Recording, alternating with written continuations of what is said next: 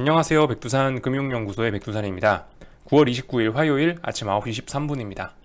자, 어젯밤에도 미국은 반등세를 이어갔습니다.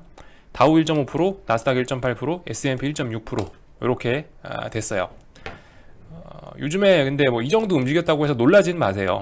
시장이 변동성 지수가 뭐 20, 25, 30대에 와 있기 때문에 하루에 1%, 2% 움직이는 건 기본이고요.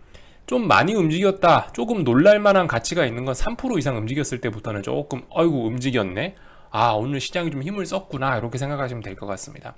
1, 2% 움직이는 거는 아니 이제는 자연스러운 일인 거예요. 물론 그건 알고 가셔야 되겠죠. 시장이 정상적인 상황이라면 0.3%, 0.5% 움직이는 게 맞아요. 근데 지금이 비정상적인 거예요. 그러니까 이제 막 주식 얼마 전에 시작해갖고 막 맨날 하루에 지수가 1% 2% 움직이는 걸 보면서 이게 정상이다라고 생각하는 건 잘못된 거고, 원래 시장이 정상적인 상황엔 지수는 0.3% 0.5% 움직이는 것까지가 정상인 거고요. 원래 하루에 2%대 움직이면 급등 폭락이라고 얘기를 하는 거예요. 근데 어쨌든 지금은 시장 상황이 말씀드렸다시피 버블이 가득 차 있고 뭔가 개인들이 자꾸 욕심을 내고 한 비이성적인 장세이기 때문에 어쨌든 1.5%, 1.8%, 뭐 2% 이런 거에 놀라실 필요가 없다. 뭐 요 정도 말씀드리고요. 그래서 어제 보시면 전 종목 다 올랐죠. 예, 올라야 될 때에 올랐고, 뭐 아무래도 시장 변동성이 크다 보니까 보시다시피 오르면 전 종목이 다 오르고 지수가 떨어지면 전 종목이 다 빠지고 어쨌든 이런 흐름들이 나타나고 있습니다. 이런 거를 봐도 그러니까 지금 시장이 어쨌든 비이성적이라는 거예요. 원래는 뭐예요? 좋은 놈은 오르고 안 좋은 놈은 떨어져야 되잖아요. 근데 지수가 반등한다고 해서 전 종목이 다 오르고 지수가 하락한다고 해서 전 종목이 다 빠지는 것도 사실 그렇게 건전한 모습은 아니라는 거죠. 이런 모습들 좀 생각을 해보실 필요 있을 것 같고, 어제도 뭐 특별한 뉴스는 없어요. 뭐 미국 부양책 협상 기대감 어쩌고 저쩌고 하긴 하는데 이 뭐 이런 거에 주목하실 필요는 없을 것 같고, 이제 어젯밤에 그 제가 방송 녹화하고 나서 좀 있다가 밤 10시 반쯤에 미국이 아니고 유럽 중앙은행의 라가르드 총재가 뭐라 연설을 하긴 했는데, 요 정도 하나는 좀 주목하시면 괜찮을 것 같아요. 22위원 또 유로 강세 우려를 했다라고 해서 유로가 하락했다라고 써 있는데, 그 유로화가 강세가 되면 어떻게 되겠어요? 유로존에서 만든 제품들을 수출하는 데에 환율에서 그 불이익이 있을 거 아닙니까? 그죠? 무슨 말씀이신지 아시죠? 유럽 입장에선 수출하려면 유로화가 약세가 돼야지 좋다고요. 당연한 얘기인데 아무튼 유로 강세를 우려하고 있다. 왜냐? 최근에 겁나게 유로가 강했잖아요. 그러니까 이제 이런 얘기가 나오는 거다. 그래서 이런 거를 이 22위원 입에서 유로 강세가 우려라는 얘기는 이제 최소한 달러가 약세로 돌아서고 유로화가 또 강세로 가기에는 조금 이제 명분도 좀 모자라지 않나라는 생각입니다.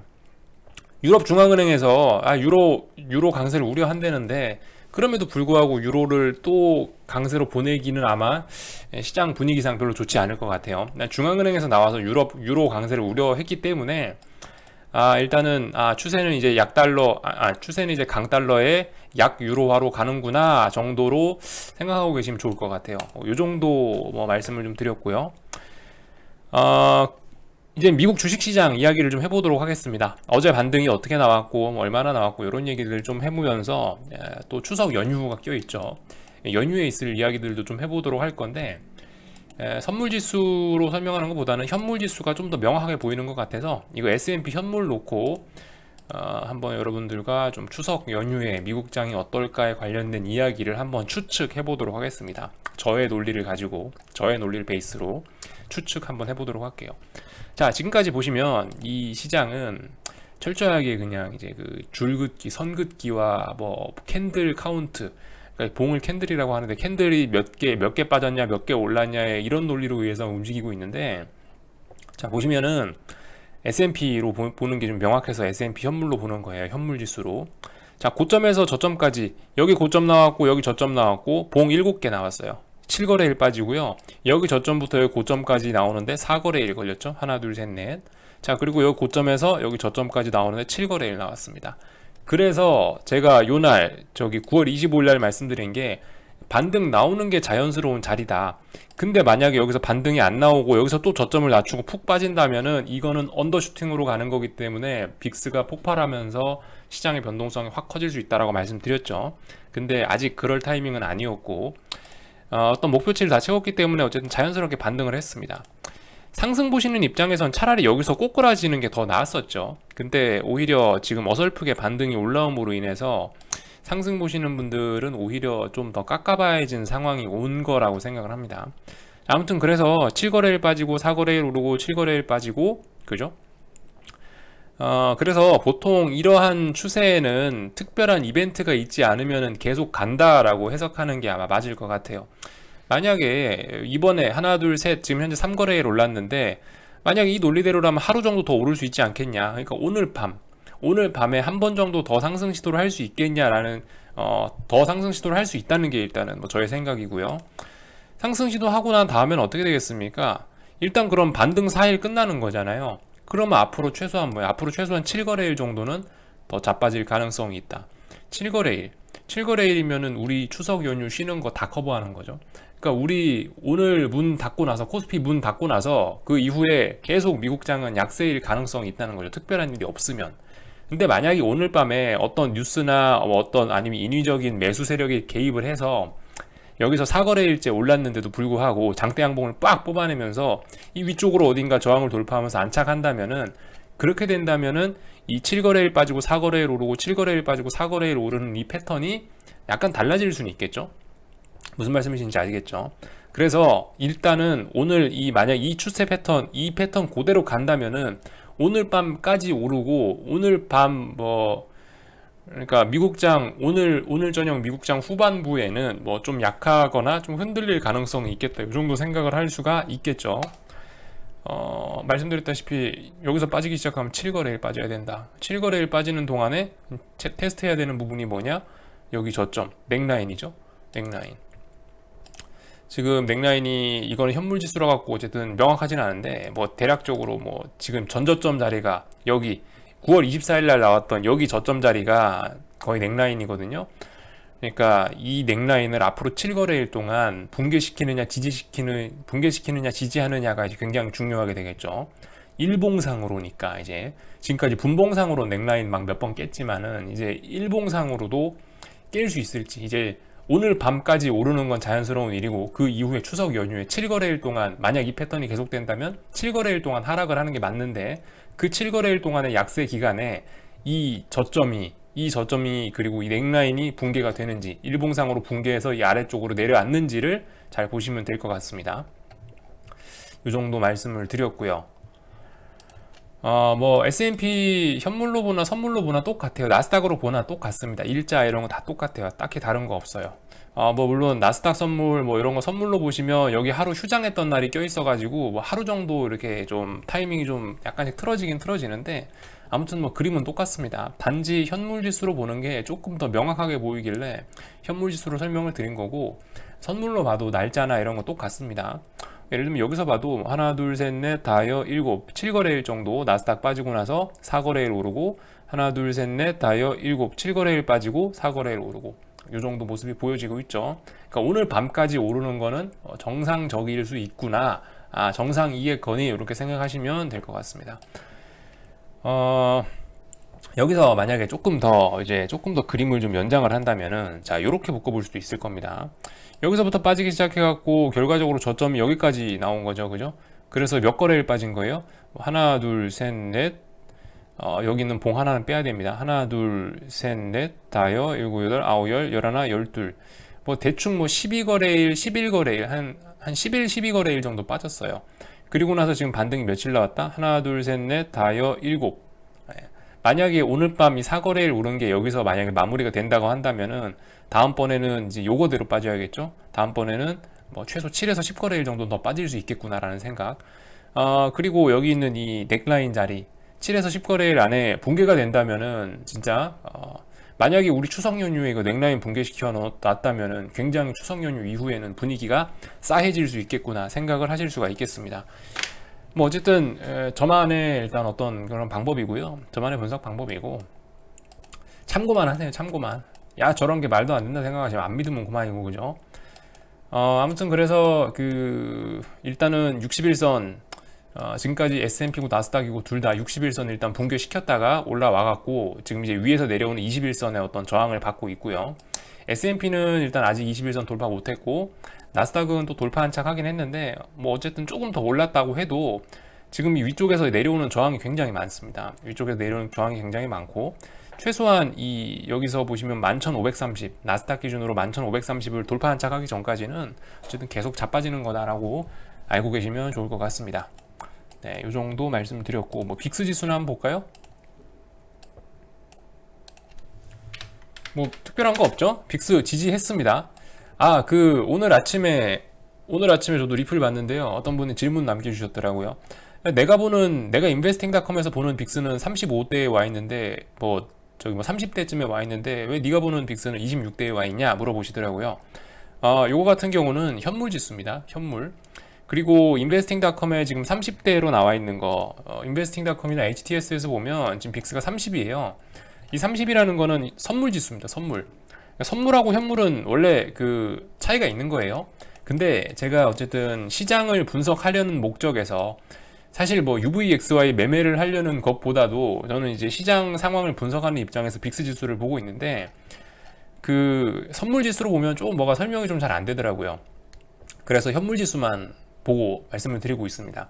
예전엔 저도 좀 섞어서 말씀드렸는데 가만히 보다 보니까 선물 지수까지로 보면서 해석할 건 없을 것 같고 이 현물 지수, 현물만 보시면 될 것 같습니다. 시장 그러니까 어떤 뭐 시장 자체를 해석하거나 UVXY를 매매하거나 하는 기준으로서 선물 지수는 좀 안 맞는 것 같아요. 현물 지수만 보셔도 될 것 같다. 이 말씀. 아무튼 그래서 현물 지수는 뭐 보시다시피 지켜야 될 자리 계속 지키고 있습니다. 일단은 말씀드렸다시피 오늘 밤까지는 자연스러운 반등이 이어질 수 있거든요. 지수가 미국 지수가 그러면은 아마 변동성 지수도 조금 좀 하락할 수 있는데 이제 이 앞으로의 움직임이 중요하겠죠. 예를 들어서 오늘 밤까지 4거래일째 오르고 나서 그 이후로 우리나라장 문 닫고 나서 좀 지수가 약세를 보인다면 25 지지하면서 살살살 올라오게 되겠죠. 30 쪽으로 기어 올라오게 되겠죠. 아무튼 뭐 이런 점들까지도 생각해 보실 수 있을 것 같고 뭐 달러 인덱스 이런 거 한 번씩 체크만 하세요. 아, 상승 일단 1차 상승 끝나고 나서 조정이 좀 나오고 있구나. 어디까지 조정 나올지 모르겠고 일단 하여튼 조정이 나오고 있구나. 이렇게 보시면 되겠죠. 이 정도 말씀드리고 한국장 넘어오도록 하겠습니다. 한국은 미국이 반등했다라고 해서 와 하면서 갭상승을 했어요. 근데 일단 갭상승 오늘 좀 과했습니다. 제 생각에는 약간 제가 어떤 이런 말씀드린 것들도 좀 영향을 미치지 않나라는 생각이 들어요. 뭐냐면은 미국장이 4거래일 오늘 밤까지 오르고 나서 오늘 밤까지 오르는 건 정상이고 그 이후에는 7거래일 동안 자빠질 가능성에 관해서 지금 말씀을 드린 거잖아요. 연휴 내내 좀 약세일 가능성이 높을 것 같다라는 말씀을 드렸는데 어쩌면은 그런 점을 미리 선반영하는 건지도 모르겠습니다. 아시다시피 제가 그 제 방송 오래 보셨으면 다 아시다시피 뭐 삼성전자라든가 선물이라든가 꼭 얘네들은 지네가 힘없고 불리하면 갭상승 많이 하거든요. 오늘 갭상승 좀 많이 한 편이에요. 그러니까 미국장이 상승한 거에 비해서 물론 그렇게 상승률이 뭐 갭상승을 그렇게 많이 한 게 아닐지도 모르겠다라는 생각은 듭니다만은 어쨌든 이 한국장 차트로 봐서는 오늘 갭상승은 조금 과한 편입니다. 코스닥은 제외하고 선물 말씀드리는 거예요. 근데 어쨌든 둘이 다 분위기는 똑같이 가는 거니까 선물이 죽겠다라고 하면 코스피 선물이 죽겠다라고 하면 코스닥 선물도 지도 좀 약하겠죠 아무래도. 그래서 그 지금 중요한 자리가 어디냐면요.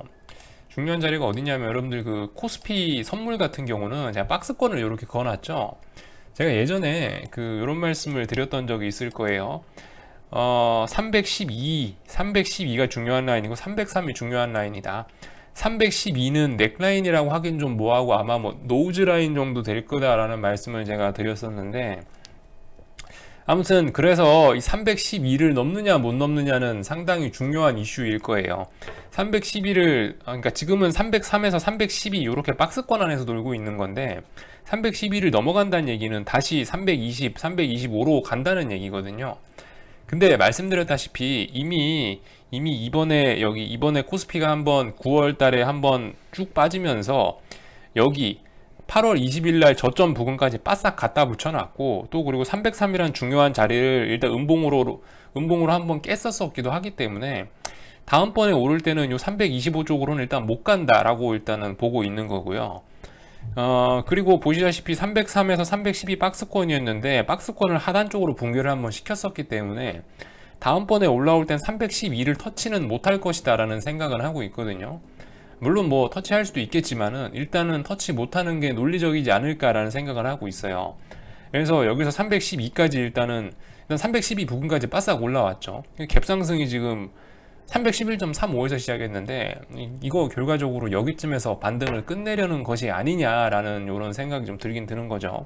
그러니까 이런 자리에서 얘가 좀 건전해지려면은 어제 좀 많이 오른 것도 있고, 물론 어제 상승이 과하다는 건 아니고 어젠 자연스러운 반등이었는데, 아무튼 뭐든 좀 천천히 매물을 소화하면서 움직이는 게 좋은 법인데 이 차분하지가 못해요. 요즘은 갭 빵빵빵빵 떠가지고 움직이기 때문에 별로 차분하지 못한 움직임은 안 좋은 거거든요. 어쨌든 시장이 전부 차분하게 움직여야 되는데, 오늘 이렇게 갭상승 많이 해서 이렇게 312 쪽에 바싹 붙어서 시작했다는 거는 310이 안 넘어가겠다는 의미가 아닌지 라는 생각을 좀 조심스럽게 좀 해보고요. 그 방금 말씀드렸던 미국이 앞으로 연휴 동안에 계속 약세를 보일 가능성을 생각해 본다면 이것도 약간 좀 말이 되는 것 같기도 하고, 아무튼 뭐 저는 시장을 일단 이렇게 보고 있습니다. 그래서 지금 보시면은 일단 쑥 올라올 수 있는 위치까지는 일단 다 올라왔고요. 이제 대부분 다 어떤 저항이 있는 위치까지 머리를 디밀었습니다. 그러니까 어느 선 위로 올라가면 이제 매를 많이 맞게 되는데, 지금 그 라인 위로 지금 머리를 쏙 이렇게 내밀었다는 말씀을 드리고 있는 거죠. 예를 들면은 그 9월 23일 종가 24일 날 개파라겠잖아요. 이 자리 굉장히 중요한 자리인데 이거 한 번에 넘어섰으니까 일단은 이 여기까지는 오르기 쉬웠는데 이 위에부터는 이제 좀 저항이 있는 거죠. 그래서 무거운 저항 자리에 와 있고, 코스닥 150 보셔도 똑같다. 코스닥 150도 보시다시피 어떤 중요하게 쉽게 쑥 오를 수 있는 이 저항의 밀도가 낮은 영역까지는 일단 쑥 올라왔고요. 그리고 이제 61선을 또 테스트를 하고 있네요. 그죠?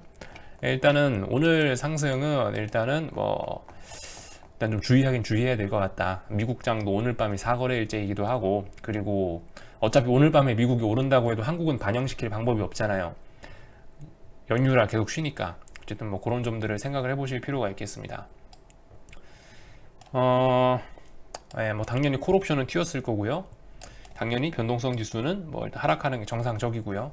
이런 모습들 잘 봅시다. 변동성 지수가 61선, 21선 아직도 위에 있구나.